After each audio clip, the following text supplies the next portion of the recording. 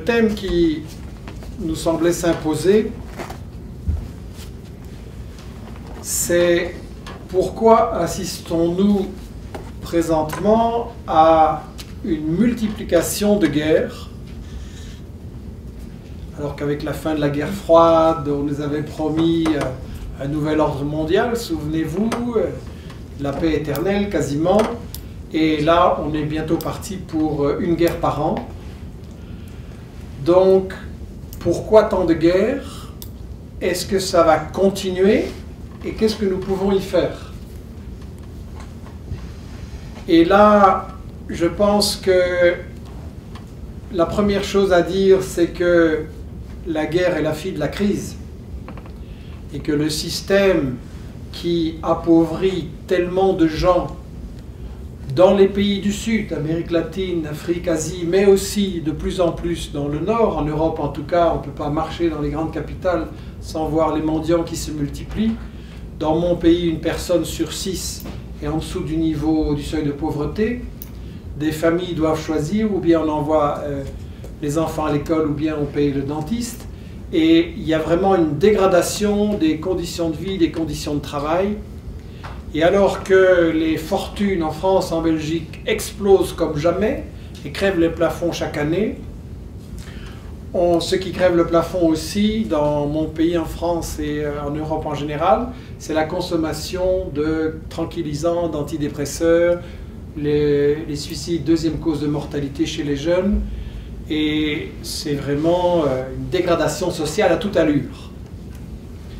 Et le lien avec les guerres dont on va parler dans quelques instants, il est direct. Il n'y a pas un problème social ici et des guerres là-bas, c'est la même bataille pour une raison bien simple. Si vous êtes un grand capitaliste du Nord, on va dire, des États-Unis ou d'Europe, comment vous prospérez, comment vous faites fortune? La recette est simple. En faisant faire le travail par de moins en moins de gens pour le moins cher possible. C'est-à-dire que le bon capitaliste, ce n'est pas celui qui engage beaucoup de travailleurs et qui a une grosse armée, c'est celui au contraire qui parvient à licencier un maximum et à faire le travail par moins de gens et dans des conditions de précarité et les moins chères possibles. Ça, c'est une multinationale qui annonce un plan de restructuration mondiale, 10 000, 15 000, on appelle ça chez nous dégraissage, ce qui est vraiment immoral comme vocabulaire. La multinationale qui annonce ça, ben son action, elle grimpe à Wall Street. C'est ça, être un bon capitaliste. Bien. Mais quand vous faites ça, évidemment, le concurrent, il fait la même chose. Et tous font la même chose, obligés. Et après, à qui vous vendez? Quand vous avez bien appauvri les gens qui travaillent pour vous, à qui vous vendez? Donc évidemment, c'est un système qui crée sa propre crise, et comme évidemment il ne peut pas le reconnaître, et qu'il ne peut pas prendre le seul remède qui mettrait fin aux crises, à savoir distribuer équitablement les richesses, on est obligé de continuer dans la même voie, et donc, comme ils sont tous dans une concurrence acharnée, la voie consiste à, puisqu'on a trop de capitaux ici, ces pauvres riches ont des capitaux, ils ne savent pas encore en faire les malheureux, donc on les exporte en Afrique, en Amérique latine, où ça peut rapporter gros, parce que les matières premières, la terre, le travail des gens, on ne les paye pas, il suffit de graisser la patte à un petit dictateur, de mettre quelques pourboires, et on peut ainsi exploiter les richesses pour quasiment rien, tant qu'il n'y a pas de résistance. Et donc, le problème justement, c'est que cette exportation massive de capitaux a comme fonction de permettre le pillage des richesses, ce qui évidemment provoque des résistances et des guerres. Et fondamentalement, toutes les guerres auxquelles nous assistons sont des guerres de pillage, des guerres économiques, des guerres pour le fric. Ça évidemment, ça ne peut pas se dire à la télévision, c'est pour ça que vous n'êtes pas devant votre poste, mais ici entre nous. Et le problème, c'est qu'à l'opinion, on raconte autre chose, bien entendu. Pour analyser cette question d'où viennent les guerres, je vais prendre maintenant, je pense que Michel interviendra, c'est un point qu'il a beaucoup creusé aussi, et donc on a résolu ce soir de se compléter et de ne pas se répéter. Et le point sur lequel moi je vais insister, c'est la stratégie du chaos la stratégie agressive des États-Unis et de leurs alliés à l'égard du monde arabo-musulman. Ça vous a certainement frappé, la multiplication des guerres, directes ou indirectes, déclarées ou non déclarées, qui frappent des pays arabes et aussi des pays musulmans. Et la contradiction fondamentale là-dedans, c'est quoi? C'est que vous avez d'un côté, le monde arabe, c'est 300 millions de gens dans une vingtaine de pays, et la moitié de la population a moins de 15 ans, et quand elle va arriver sur le marché du travail, elle va trouver rien. Quand vous vous baladez dans les rues du Caire, ce qui frappe, c'est la pauvreté hallucinante. Au Caire, une capitale de 20 millions, vous avez 2000 personnes qui arrivent chaque jour pour vivre là-bas et qui sont essentiellement des paysans ruinés, et il n'y a pas de perspective. Et pendant ce temps-là, une bande de dirigeants corrompus, une élite, se remplit les poches, construit des fortunes colossales. Et donc la contradiction, elle est là. Cette pauvreté massive dans la toute grande majorité du monde arabe, pourtant le monde arabe, justement, il a le pétrole. Et théoriquement, il devrait avoir résolu en premier le problème de la pauvreté. Il y a là une richesse extraordinaire. Exxon, 45 milliards de dollars de bénéfices sur une année, 45 milliards de dollars, plus que la production totale de bien des pays dans le monde, et pourtant, c'est la misère qui règne là. Enfin, pas partout. Vous avez sans doute vu aussi à la télé ce genre de reportage sur les Émirats du Golfe, où les émirs là construisent des tours de 600, 700, 800 mètres, la mienne plus haute que la tienne et en avant. Et donc, qu'est-ce qu'on met là-dedans? On met des trucs complètement inutiles, on met des hôtels de luxe, on met, vous pouvez le loger dans une tour pareille de 800 mètres, avec une très belle vue sur la mer bien sûr, juste c'est 25 27 000 dollars la nuit. Ok? C'est libre. Qu'est-ce qu'on fait avec l'argent du pétrole? Est-ce qu'on fait ça? Ou est-ce qu'on reverse les pétrodollars à Washington, d'une part, à New York pour la bourse de Wall Street pour aider les pauvres multinationales qui, c'est bien connu, n'ont pas assez d'argent? Est-ce qu'on reverse l'argent du pétrole aux États-Unis, au gouvernement, pour qu'ils puissent continuer à faire des guerres? Parce que comme il est en faillite, il faut bien qu'il y ait des autres peuples qui payent les guerres qu'il fait contre ces peuples. Donc ça, c'est une manière d'utiliser l'argent du pétrole. Et à l'inverse, vous avez une toute autre manière d'utiliser l'argent du pétrole, qui est celle de Chavez, qui est celle de... J'ai eu l'occasion d'analyser cette expérience qui m'a vraiment enthousiasmé. Je vous conseille d'aller voir ce pays, dont on parlera d'ailleurs samedi. On abordera d'autres thèmes. Et Chavez, qu'est-ce qu'il fait avec l'argent du pétrole? C'est simple. D'abord, on récupère l'argent qui avant partait à Miami et dans les coffres-forts d'Exxon précisément et de quelques Richards de Caracas. Et on le récupère et avec ça, on donne à tout le monde l'éducation. Il n'y a plus d'analphabétisme. Tout le monde peut suivre un enseignement. Il y a des mères de famille qui retournent à l'université avec des bourses. Et il y a vraiment un enseignement, c'est prodigieux de voir les acquis. La santé. Avant Chavez, 2 Vénézuéliens sur 3 n'avaient jamais vu un médecin de leur vie et ils n'allaient jamais en voir un parce que ça coûtait trop cher. C'était réservé aux riches. Et maintenant, vous avez dans le plus petit village des Andes, dans l'Amazonie ou dans ce qu'on appelle les bidonvilles, dans les barrios, vous avez la santé gratuite, de qualité, non seulement les soins de base, mais aussi la cardio, l'ophtalmo, il y a des services de dentiste, on a des opérations pour refaire le sourire et des dents à tout le monde et la dignité, etc. On a des constructions massives de logements, on a des aides aux petites coopératives, on a des programmes de qualification au travail pour, à côté du pétrole, créer une vraie économie et un vrai avenir pour le pays. Donc voilà 2 utilisations complètement opposées du pétrole. Et si de l'argent du pétrole. Et évidemment, si on n'en parle pas, c'est parce que Chavez est un grand danger. Et Evo Morales qui fait la même chose en Bolivie avec l'argent du gaz, et tous ces dirigeants latinos qui font la même chose, c'est un très grand danger, vous vous rendez compte? Si on faisait la même chose que dans le monde arabe et en Afrique, le continent le plus riche du monde avec les peuples les plus pauvres, et en Afrique, le continent le plus riche du monde avec les peuples les plus pauvres, Si on fait la même chose, s'il y a des Chavez, 1, 2, 3, 10 Chavez dans le monde arabe et en Afrique, c'est terminé la domination des multinationales sur le monde, c'est terminé la domination des États-Unis. Donc évidemment, on ne peut pas parler de ça. Le peu que j'ai vu de votre presse télévisée ou écrite m'a fait donner l'impression, bon, ça va, je l'ai déjà vu, c'est la même chose partout dans le monde. Et c'est hallucinant de voir que ces gens ne peuvent parler que de Chavez qu'en mal. C'est vraiment une guerre médiatique hallucinante. Et jamais on ne va vous dire les choses fondamentales que je viens de dire, à savoir qu'il rend l'espoir à son peuple, il rend l'espoir aux latinos, il change les règles du jeu entre les riches et les pauvres. Donc il est dangereux ce type, il faut absolument le diaboliser et l'abattre. On a essayé de le tuer, on a essayé de lui renverser un coup d'État, maintenant c'est un coup d'État médiatique. Donc ça c'est la terreur des États-Unis, qu'il y ait un Chavez arabe et que les règles du pétrole changent. Pourquoi c'est tellement important la question du pétrole? Pour deux raisons. La première, les bénéfices énormes que ça procure, bien entendu. Et la deuxième, c'est une question de rivalité, de concurrence mondiale.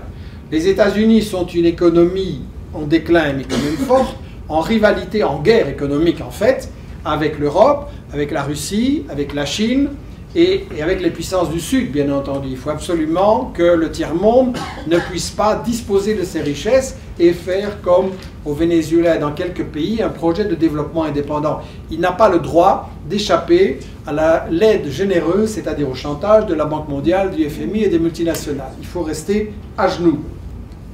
Donc deux raisons pour lesquelles les États-Unis veulent absolument garder le contrôle de la richesse du pétrole et des autres richesses. Et donc, ça explique le titre que nous avons donné à ce dernier bouquin, La stratégie du chaos, impérialisme et islam. Les États-Unis considèrent qu'il y a une sorte de arc islamique, ça, directement, ça fait peur. Et l'arc islamique, c'est non seulement le Moyen-Orient, la Méditerranée, mais c'est aussi des pays de la Corne de l'Afrique, donc à l'est, à la pointe, qui est vers l'océan Indien, Somalie, Soudan, et puis c'est aussi des pays comme l'Afghanistan et le Pakistan, en Asie. On va en parler là tout de suite, mais d'abord deux mots sur la question du Moyen-Orient, bien entendu, qui est décisive pour contrôler les principales richesses pétrolières du monde. On a besoin de deux choses. On a besoin d'Israël, le flic du Moyen-Orient, le flic du pétrole, et donc c'est un État complètement discrédité au niveau international. Seul le veto des États-Unis le sauve de la condamnation régulièrement. Et c'est un État en faillite qui ne survit que par l'aide des États-Unis et de l'Europe. Donc on a besoin d'Israël. On a besoin de l'Égypte. On a besoin de l'Arabie Saoudite, qui sont là comme les gendarmes du Moyen-Orient, avec chacun son rôle. Alors dans le bouquin, on analyse justement le cas de l'Égypte, qui est intéressant. Personnellement, à l'école, j'avais une vision très limitée de l'Égypte, les pyramides et puis voilà, et le canal de Suez. Et ce que j'ai découvert en écoutant Mohamed Hassan, qui est un des meilleurs connaisseurs du monde arabo-musulman actuellement, c'est qu'il y avait une histoire cachée de l'Égypte extrêmement intéressante. Est-ce que vous avez déjà entendu parler de Mohamed Ali? C'est pas le boxeur, c'est un autre, c'est vers 1820-1830, et bon, tranquillisez-vous, moi non plus, j'en avais pas entendu parler, et pourtant on aurait dû nous en parler à l'école, parce que c'est un sultan là en Égypte, qui dépendait théoriquement de l'Empire turc-ottoman, mais il était en déclin et contre les plus grandes choses, et donc, vers 1820-1830, il lance un projet très original de créer un État moderne, avec une agriculture moderne, donc on aide les paysans, on les aide à stocker leurs céréales, etc. Ça c'est vraiment étonnant à l'époque. On crée une armée moderne aussi, l'Égypte venait d'être visitée, je vais dire, par Napoléon, donc ça avait donné des idées, et Mohamed Ali, il veut créer une armée moderne pour, et d'ailleurs il va le faire, envahir une série de pays, il va aller très loin, vers le sud, vers la Palestine, vers l'ouest, donc créer un nouvel empire en fait. Et puis la troisième mesure révolutionnaire, on va dire, de ce bonhomme, c'est qu'il crée aussi, 1825-30, une industrie moderne avec une métallurgie, une sidérurgie, 1830. À ce moment-là, il y a ça en Angleterre, et c'est un peu en Belgique, il n'y a même pas ça en France et dans d'autres pays, parlons pas de l'Allemagne ou de l'Italie, donc c'est étonnant. Et ce projet de créer un grand empire arabe capitaliste moderne va évidemment être brisé par le colonialisme britannique, qui ne veut absolument pas qu'il y ait là un empire qui puisse le contester. Pour les Britanniques, l'Égypte et le canal de Suez, enfin le futur canal de Suez, pardon, mais l'Égypte c'est déjà la voie qui mène vers leur grande colonie des Indes, qui leur apporte déjà beaucoup plus que les usines en Angleterre avec l'exploitation épouvantable décrite par Marx. Donc l'Égypte c'est vital, mais ils ne veulent absolument pas que l'Égypte se développe. Donc on a brisé Mohamed Ali, après l'Égypte va stagner, elle va renaître avec Nasser qui développe le projet d'une Égypte indépendante. Lui aussi, il veut faire une économie autonome, on va dire, et c'est frappant de voir que sous Nasser, on était arrivé à ce que l'Égypte, elle était productrice de céréales et elle en importait, seulement 10%. Et maintenant, avec les traîtres Sadat et Moubarak et la domination des États-Unis, l'Égypte est un pays qui importe 80% de ses céréales. Donc, totalement dépendant du Nord. On a toute l'affaire Moubarak, évidemment, c'est la question, est-ce que les États-Unis vont garder le contrôle de l'Égypte, qui est le pays stratégiquement, intellectuellement, politiquement au cœur du monde arabe, entre l'Ouest et l'Est, et qui est le pays majeur, on va dire, du monde arabe pour protéger Israël, donc des milliards de dollars d'aide militaire pour sécuriser ça, avec maintenant une stratégie évidemment de remplacer Moubarak. On essaye d'abord le numéro 2, puis le numéro 3, puis ça ne marche pas. Les frères musulmans, ou en tout cas leur direction, on les agite comme un épouvantail, mais en réalité, en coulisses, c'est bien arrangé, qu'ils sont totalement d'accord avec le programme néolibéral des États-Unis. Et donc on va essayer de duper cette révolution, mais comme l'explique Samir Amin dans le livre Israël, parlons-en, une révolution en Égypte, c'est une affaire de longue durée. Il ne faut pas juger ça sur un an ou deux. C'est un phénomène qui va prendre longtemps et c'est pas dit que le peuple égyptien va se faire avoir. Il faut rappeler que ce qui a mis Moubarak à la porte, c'est pas quelques messages sur Facebook, bien que ce soit important, c'est les grèves des ouvriers dures, longues, qui mettaient le capitalisme, enfin le petit capitalisme égyptien à genoux, et donc ses copains ont dit oh Moubarak, maintenant tu dégages parce que tu nous mets en danger. Donc ça veut dire qu'ils ne vont pas se laisser renvoyer à la maison aussi facilement, même si on essaye tout pour les duper. Le bouquin dont je parle là, il analyse en fait une série de pays, l'Iran, la Turquie, la Libye, la Tunisie, pour voir d'une part l'impact du colonialisme européen, parce que ça on n'en parle jamais, alors qu'on ne peut pas comprendre le présent si on ne connaît pas le passé. Mais il analyse aussi les stratégies actuelles des États-Unis et de la France pour garder la domination de ces pays-là. Et rassurez-vous, je ne vais pas vous parler de chacun des pays, mais il y en a un quand même dont je voudrais dire deux mots, c'est l'Arabie Saoudite. Je crois qu'on n'en parle pas du tout de ce pays, et c'est vraiment dommage. Je ne sais pas si ici, dans vos médias, vous avez de grandes campagnes sur le thème « Il faut mettre fin au régime intolérable de l'Arabie Saoudite ». Chez nous, en tout cas, il n'y a pas ça. Et pourtant, il y aurait vraiment, à mon avis, des justifications pour lancer des campagnes médiatiques comme ça. L'Arabie Saoudite, si vous êtes une femme et que vous prenez le volant, en prison. Si vous êtes une femme et que vous allez à l'hôpital sans votre mari, en prison aussi. Il y a quelques années, un pensionnat de jeunes filles prend feu et la direction décide que les jeunes filles n'ont pas le droit de sortir parce que c'est la nuit, elles ne sont pas voilées, les pompiers sont des hommes, donc il y aura 15 jeunes filles qui vont périr à cause de ça. Avec toute une police politico-religieuse qui est là pour quadriller et terroriser la population, pendant que c'est bien connu, les souverains et l'élite boivent du whisky et se tapent des bonnes femmes sans problème. L'Arabie Saoudite, c'est un pays où il n'y a pas de constitution. Et d'ailleurs, le nom Arabie Saoudite, ça devrait faire réfléchir. C'est le nom d'un type. Saoud, c'est une famille. Ça veut dire que c'est un pays qui appartient à un bonhomme. Et il n'y a pas de constitution parce que vous n'avez pas de droit comme citoyen. En fait, vous appartenez à ce bonhomme. Donc, c'est quand même, bien entendu, syndicat interdit, esclavage des travailleurs immigrés qui sont là pour faire le sale boulot,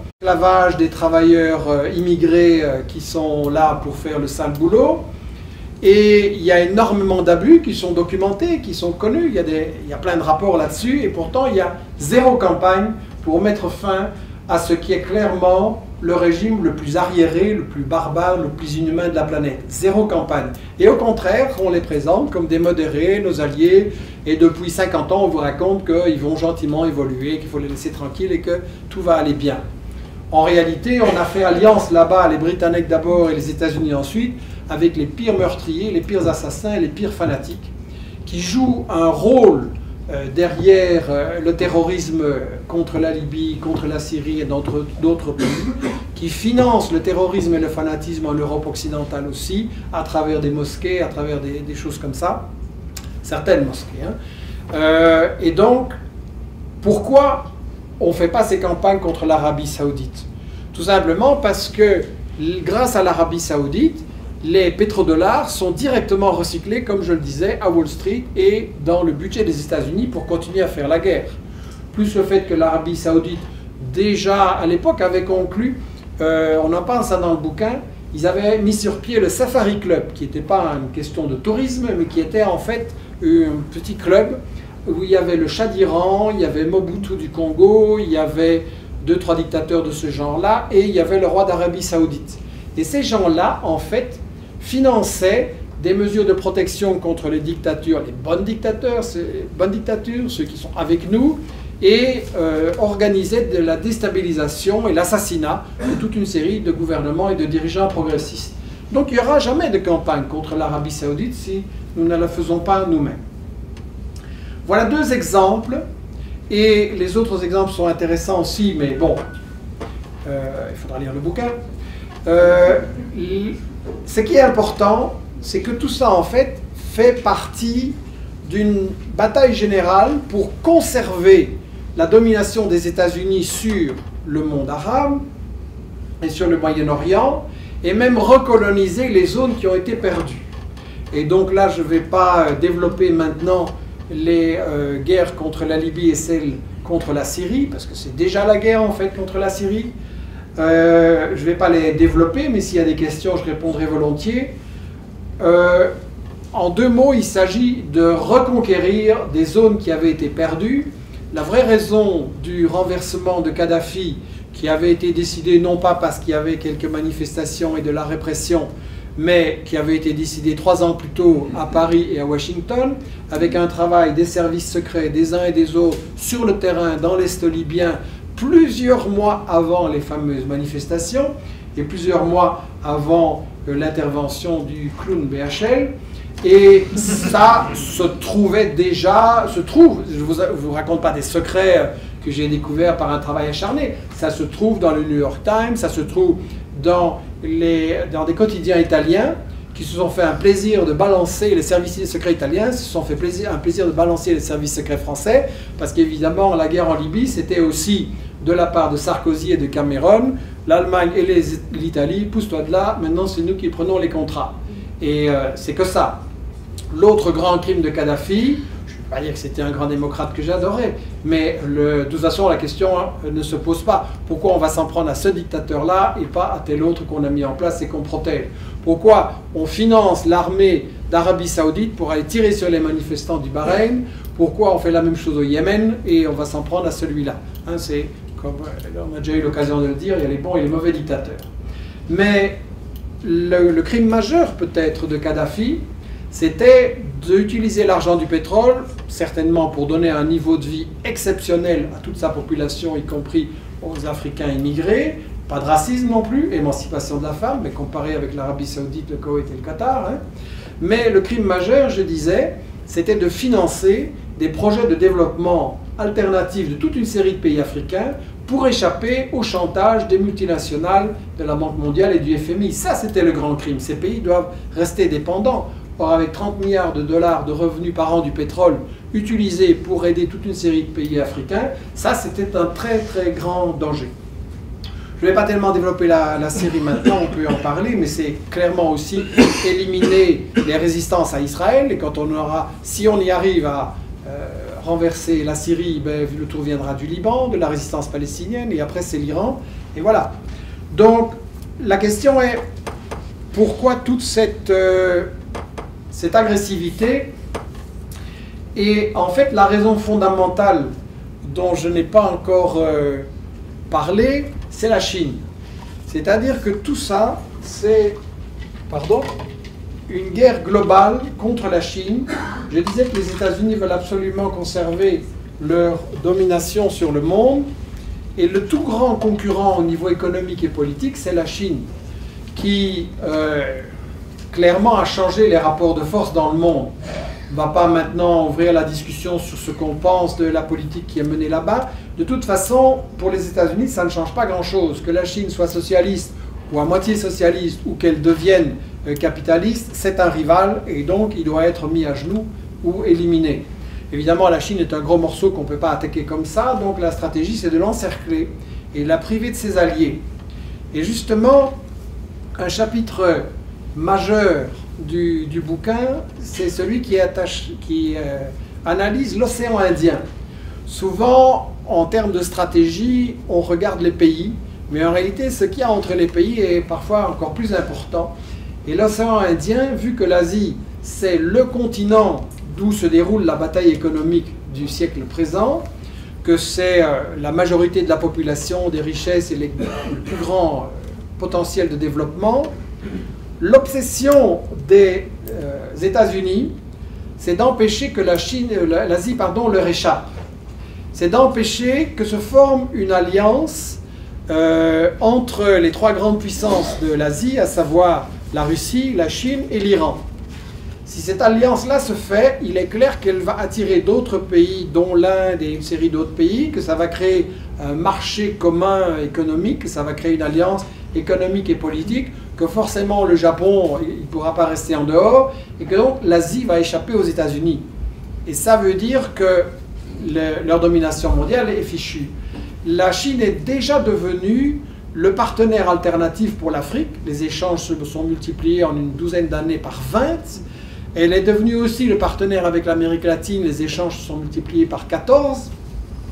Et l'océan Indien, c'est la zone où se déroule cette bataille, cette guerre non déclarée, parce que la Chine n'a pas de pétrole, pas assez, n'a pas de matières premières, pas assez de biens agricoles.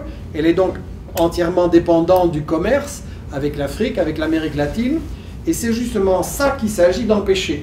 Et si vous regardez une carte de l'océan Indien, qui est donc la zone là entre l'Asie, l'Est de l'Afrique et l'Australie tout en bas, ben, l'océan Indien, vous êtes frappé par le nombre, bon il vous faudra de bons yeux ou bien regarder la carte un peu plus tard, mais vous êtes frappé par le fait qu'il y a des explosions absolument partout.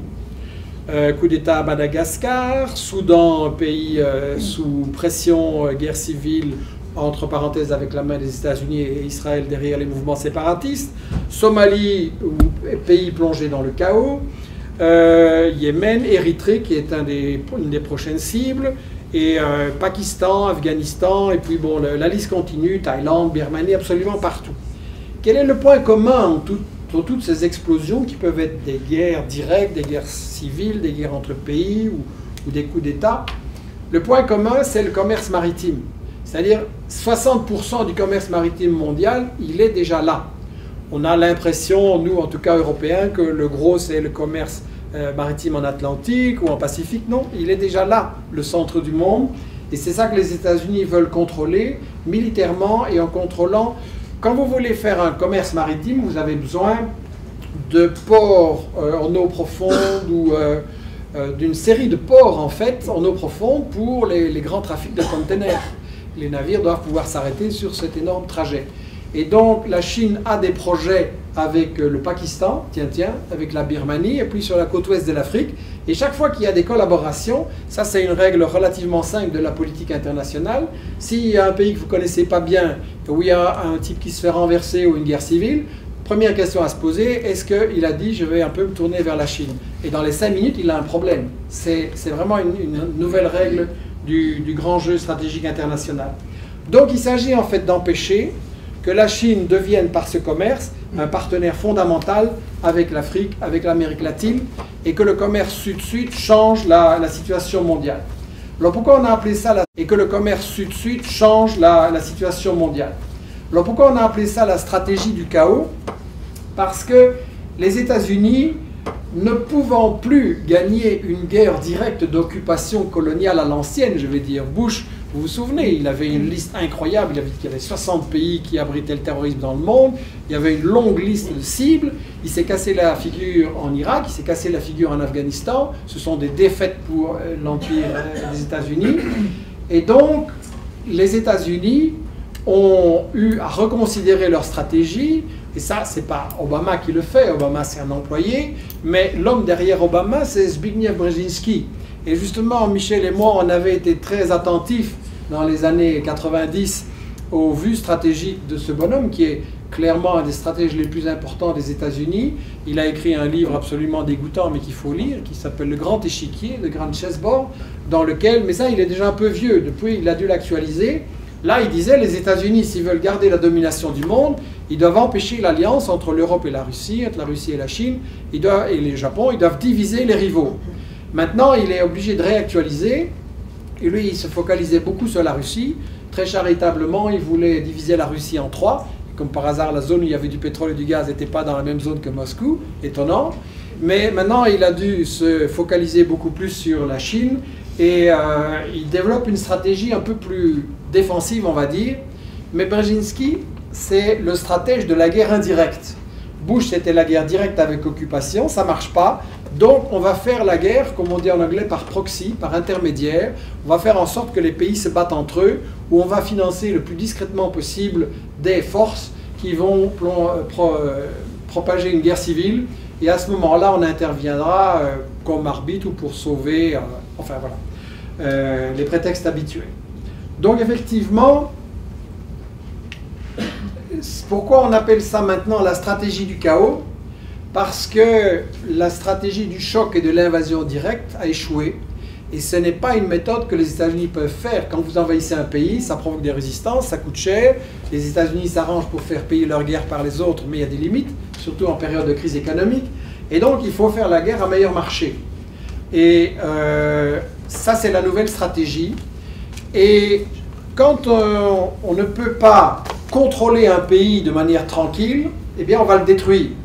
Et c'est ce qu'on fait avec l'Irak, avec l'Afghanistan, c'est ce qu'on est en train de faire aussi avec le Pakistan, qui se tourne vers la Chine, c'est ce qu'on fait avec la Libye, c'est ce qu'on est en train de faire avec le Mali, c'est ce qu'on est en train de faire avec toute une série de pays dans le monde. En Somalie, hein, dans les grands médias, on nous dit ah, les Somaliens, c'est des sauvages, ils ne sont même pas capables d'avoir un gouvernement. Quand il y a eu un gouvernement en Somalie, qu'est-ce que les États-Unis ont fait? Comme ce n'était pas un bon gouvernement, ils ont envoyé l'armée éthiopienne avec des armes chimiques et des trucs hallucinants pour les massacrer et pour renverser le seul gouvernement qu'il y a eu.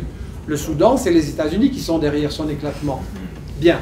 Donc, la stratégie du chaos, c'est si tu ne peux pas le contrôler, tu le détruis pour que ce pays ne puisse pas être un allié, un partenaire pour les rivaux, pour la Chine, etc. Ça, c'est la clé, je pense, de l'explication de toute une série.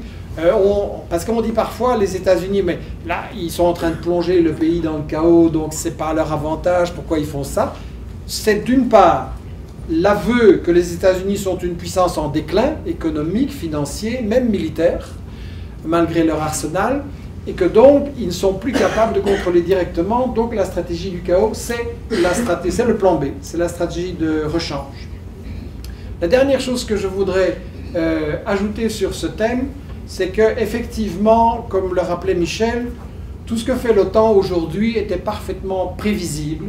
Il n'y avait pas besoin d'une boule de cristal, il suffisait de regarder les intérêts économiques, les intérêts stratégiques, de regarder comment se comportent les grandes puissances en période de crise économique. Et clairement, l'OTAN était l'armée des multinationales. Et effectivement, on avait annoncé qu'elle allait se tourner vers le Moyen-Orient, vers le tiers-monde et devenir le gendarme mondial des multinationales.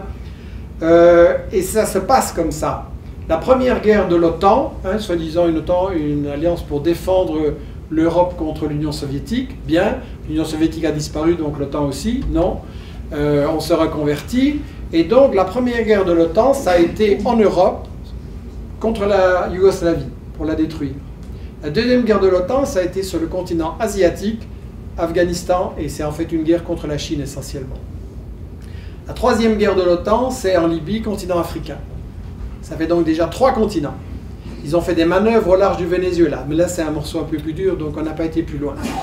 Et donc, on a clairement ce projet d'armée des multinationales, avec aussi l'organisation des forces armées des États-Unis sous la forme AFRICOM. Les États-Unis ne s'étaient pas beaucoup occupés de l'Afrique, mais dès qu'on trouve du pétrole et des richesses, la rivalité avec la France reste importante aussi. On voit les États-Unis qui lancent AFRICOM et qui essayent de quadriller le continent africain, et il est clair qu'on va avoir d'autres interventions. L'Érythrée dans le collimateur, le Mali, la Côte d'Ivoire, on a déjà réglé son compte, l'Algérie aussi est dans le collimateur, et donc il faut voir que c'est vraiment une phase de recolonisation générale. La dernière idée que je voudrais ajouter, c'est que cette guerre-là qui est menée contre des pays du Sud, j'ai parlé de l'Afrique, du monde arabe, de l'Amérique latine, de l'Asie, c'est aussi une guerre contre nous, gens du Nord. Et là, c'est un point important parce que quand on parle de ces choses autour de nous, c'est pas toujours facile. Et on entend souvent les gens dire oui, mais enfin ça, c'est quand même un peu lointain, c'est compliqué à comprendre, et puis de toute façon on ne peut rien y changer. Et nous avons déjà assez de problèmes ici dans les pays avec la pauvreté et tout ça. Donc occupons-nous d'abord de nous, et voilà. Et ça, effectivement, c'est un danger parce que ça veut dire qu'on a des opinions publiques qui laissent faire les puissances de l'OTAN et qui laissent faire des guerres épouvantables.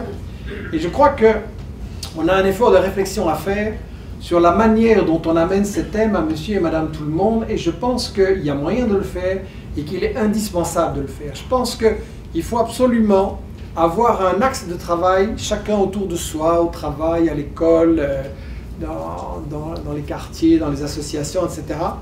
Il faut vraiment avoir un axe d'explication très simple sur, mais quand les multinationales font une guerre pour contrôler les richesses en Afrique, dans le monde arabe, qu'est-ce que ça a comme conséquence? Et que les gens sont de plus en plus pauvres, qu'on les empêche de se développer, qu'ils n'auront pas de travail pour nourrir leurs enfants. Donc qu'est-ce qui va se passer? Ils vont venir ici. Et évidemment, on va traiter les immigrés de profiteurs. Et on va en chasser une partie.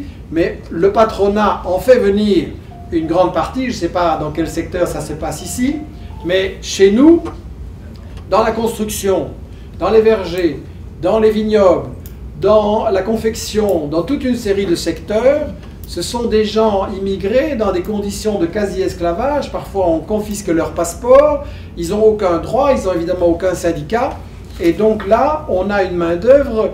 Vous savez, on vous parle du miracle allemand, là, l'économie allemande se porte bien, mais leur secret, il est scandaleux, hein. C'est Balzac qui disait, derrière chaque grande fortune se cache un crime. Le secret, il est très simple. En Allemagne, maintenant, vous avez des gens qui travaillent pour 6 $ de l'heure. Ça, c'est un système généralisé. Et vous avez même des chômeurs qui travaillent pour 1 euro de l'heure, donc 1,2, 1,3. Et ça, c'est le système de la dégradation. Je veux dire, ça se passe dans toute l'Europe. Et je pense aussi aux États-Unis, et ici vous me le direz, je pense que les multinationales, si on les laisse contrôler toutes les richesses des pays du Sud et plonger ces populations dans le désespoir, ces gens vont venir dans le Nord, et le but c'est d'organiser la concurrence généralisée. Donc on doit pouvoir dire aux travailleurs d'ici, ben, c'est une guerre contre toi. On fait l'argent. On fait la guerre, pardon, avec ton argent, parce que les bombes, c'est nous qui les payons, et après, c'est quand même une guerre contre toi. Donc je pense que c'est vraiment un point fondamental qu'on doit pouvoir expliquer. Et évidemment, toutes ces choses-là, comme on ne va pas les dire à la télévision, et même qu'on va raconter le contraire, je me suis amusé depuis 3 jours, enfin amusé à regarder un peu votre grande presse, qui n'a de particulier que son format, mais sinon c'est la même répétition qu'ailleurs. Et c'est hallucinant de voir cette fabrication de mensonges systématiques pour manipuler l'opinion. Mais bon, quand on m'a expliqué qui sont vos grands patrons de presse et leurs amis, quand on m'a expliqué chez qui Sarkozy est allé se réfugier pour échapper aux perquisitions, les choses sont claires. Donc, mais ça veut dire aussi qu'on a une mission très importante. Il n'y a pas de guerre sans guerre de l'info, sans désinformation. C'est quelque chose que je n'ai pas cessé de répéter. Les guerres ne commencent pas par des bombes, les guerres commencent par des médias mensonges.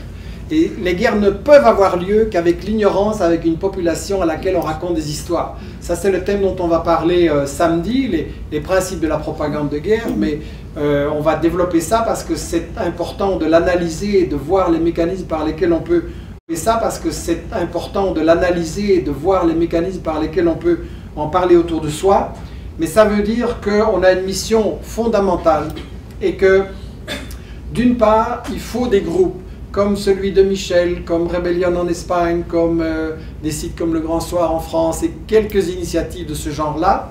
Il faut des groupes qui, je ne sais pas pour Michel, il me dira, mais en tout cas pour nous, le grand problème, c'est pas qu'on n'a pas d'idées, qu'on n'a pas de projet, qu'on n'a pas de gens qui veuillent nous aider. Le problème, c'est ça. C'est-à-dire qu'évidemment, avec ce qu'on raconte, on n'a pas de subvention, on n'a pas, et on ne veut pas de publicité. Et donc, comme il faut bien faire un travail sérieux, il faut coordonner tous les efforts de bénévoles, on fait donc un site. Alors oui, ça justement, je vais demander si quelqu'un veut bien prendre ceci. On fait un site avec une newsletter hebdomadaire. Et si vous voulez recevoir la newsletter gratuitement, vous inscrivez votre adresse mail en majuscule, j'insiste, pour éviter les erreurs. Vous recevrez donc les informations qu'on donne, nos articles, ceux des gens avec qui on est en réseau dans le monde. C'est en français, en anglais, en espagnol, mais surtout en français. Ça vous permettra aussi de nous envoyer vos remarques, vos contributions, vos propositions, vos articles, etc. Ça, c'est important. Et évidemment, quand je disais le problème, il est économique, c'est que pour financer ça, et le jeune journaliste et la réalisatrice qui travaillent avec moi, ce qui nous permet de survivre, c'est la vente des livres et des DVD, des films qu'on réalise. Donc ça, c'est très important pour nous. Le problème, c'est qu'en avion, je n'ai pas pu apporter beaucoup, mais vous pouvez prendre les commandes, on les envoie, et pour nous, c'est vraiment important. L'info gratuite, elle a un prix, et le prix, c'est votre soutien, et donc ça, je ne vais pas tourner autour du pot, on en a absolument besoin.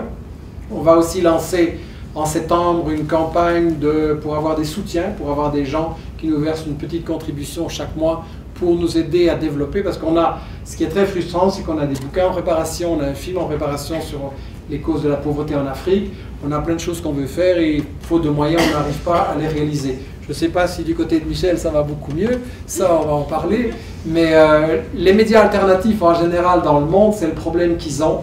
Et de toute façon, il faut bien se dire que les médias alternatifs, c'est des petites équipes qui ne pourront pas faire des miracles jamais, et que le rôle fondamental dans la bataille de l'information, c'est vous.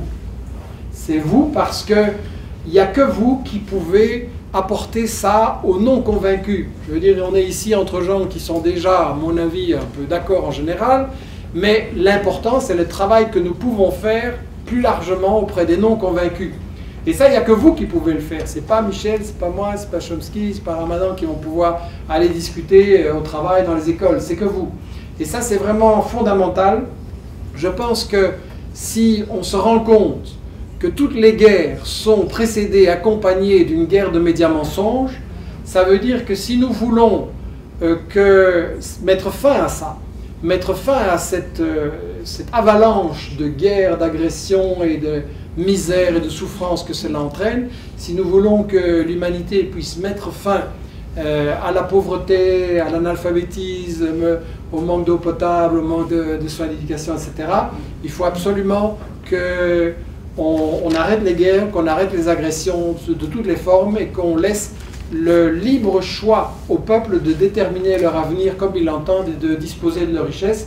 Ça veut dire que pour mettre fin aux guerres, il faut absolument appliquer cette idée que je répéterai toujours. Nous sommes tous des journalistes. Je vous remercie.